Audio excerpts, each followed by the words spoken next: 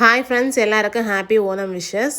அத்தைப்பூக்கெல்லாம் போட்டாச்சு. நேற்றுக்கே ஒரு சில பூக்கள்லாம் பறிச்சு வச்சுருந்தேன். வாதாம் இருக்கிற மாதிரி இந்த மேரிகோல்டு, காக்ஸ்காம்ப் எல்லாம் ஓணத்துக்காகவே நிறைய செடிகள் நட்டு விடுவேன். Especially marigold. ஒரு சில செடிகள் எல்லாம் நேரமே பூத்து வாடிட்டு இப்போ பார்த்தீங்கன்னா கரைஞ்சிட்டு வேற 1-2 செடின்னு அதில் மேரிகோல்டு எல்லாம் நிறைய பறிச்சுட்டு காலையில் இந்த செம்பருத்தி பூ, பாலைப்பூ அந்த மாதிரி பறிச்சு வச்சா வாதுற பூக்கள் எல்லாம் இன்னைக்கு காலையில் பறிச்சிட்டோம். எல்லாரும் சேர்ந்து தான் பூ பறிச்சோம். இப்போ எல்லாம் பார்த்தீங்கன்னா ஹெல்ப்புக்கு ஆள் வந்திருக்கு. என்ன பறிக்க விடுறதே இல்லாமல் நான் பறிக்கிறேன்னு அவங்களே பாதி பூவும் பறிச்சிட்டாங்க.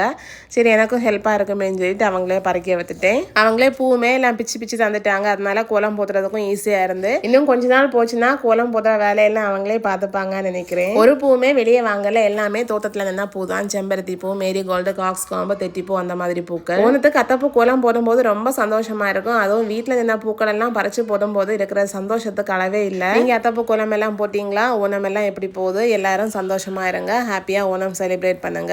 நான் கோலம் போடுறதை பார்த்துட்டு நானும் கோலம் போடுறேன் அம்மான்னு சொல்லிட்டு குட்டி அவளும் சூப்பரா ஒரு கோலம் போட்டுட்டா. கோலம் போட்டு முடிச்சுட்டு டிஃபன் ரெடி பண்ணியாச்சு. இடியாப்பம், குருமா கூட வரகரிசியில் பண்ண பால் பாயசம். இன்னொரு வீடியோல பார்க்கலாம். தேங்க்ஸ் ஃபார் வாட்சிங். பை.